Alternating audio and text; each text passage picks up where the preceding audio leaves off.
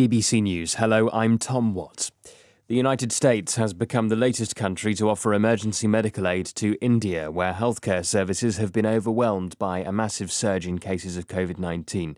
There are multiple reports of patients left to die outside hospitals that lack the capacity to treat them. On Sunday, our correspondent, Yoga Tilamaye, went to a crematorium in the capital, Delhi. The scene in front of me at the Panchkuiya crematorium really gives you a sense of the scale of the tragedy that is unfolding in Delhi right now. Everywhere I look, there are funeral pyres burning. In normal times, at any given point, there are a maximum of 4 pyres burning. Right now, in front of me, there are 60. They're lighting pyres in between platforms because there's not enough space. And just outside, there's a row of bodies, relatives who've lost their loved ones waiting for their turn. Ambulances showing up every few minutes with dead bodies. People having to wait days to perform the last rites of their loved ones. The Indian government has confirmed that it's ordered social media giants to remove about 100 posts critical of its handling of the pandemic, including from opposition politicians. Twitter said it had complied with the request, explaining it had blocked some material from being viewed in India. Charles Haviland reports.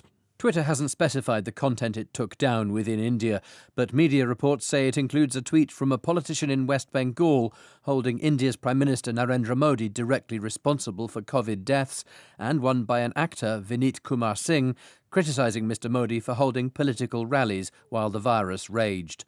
The government said the material was misleading or could spark panic. Twitter has said it only removes material that is demonstrably false, but there's been an outcry from Indian public figures accusing the government of being better at censorship than supplying oxygen. Researchers in Sweden say total military spending around the world rose to nearly $2 trillion last year. Despite the pandemic, the increase came in a year of economic contraction. Some countries, such as Chile and South Korea, explicitly reallocated military spending to fund their response to the coronavirus. The Stockholm International Peace Research Institute identifies the 5 biggest spenders as the US, China, India, Russia and Britain, which together accounted for 62% of the global figure. A tape has emerged of the Iranian Foreign Minister Javad Zarif, in which he's heard criticising the power of the Revolutionary Guards to set foreign policy. In particular, he says the late commander, General Qasem Soleimani, in effect took Iran into the war in Syria to help Russia. World News from the BBC. Military sources loyal to the Yemeni government have conceded that rebel Houthi forces have made gains in the battle for the northern city of Marib and are now only 6 kilometres from the city centre. They said fierce clashes had left a total of 65 people dead on both sides. The head of the Organisation for Eastern Caribbean States has told the BBC that the world's developed countries fail to appreciate the impact of natural disasters on small island communities. Didacus Jules was speaking just weeks after a volcanic eruption on the island of St Vincent. Will Grant reports. Dr. Didacus Jules said he was proud of the solidarity shown by countries across the Caribbean towards St Vincent. The regional response to the island's water shortage had been particularly rapid, he said, and the Organisation of Eastern Caribbean States had had to pivot its support to the government of St Vincent to provide the most comfortable housing to the affected families.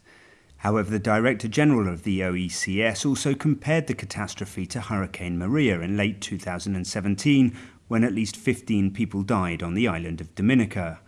The wider world just didn't have an appreciation of the scale of natural disasters on smaller islands, said Dr. Jules. Israeli police have allowed Palestinians to gather on the steps at the entrance to Jerusalem's Old City, easing tensions that had resulted in 3 nights of clashes. Following a rally by hundreds of Palestinians at the Damascus Gate, police removed barricades blocking access to the promenade and announced that the area was now open to all. And at an Oscars ceremony in Los Angeles that has been reorganised to conform to coronavirus protocols, the Briton Daniel Kaluuya has won Best Supporting Actor for his role in the Black Panther biopic Judas and the Black Messiah. The Father, which stars British actors Anthony Hopkins and Olivia Colman, was awarded Best Adapted Screenplay. BBC News.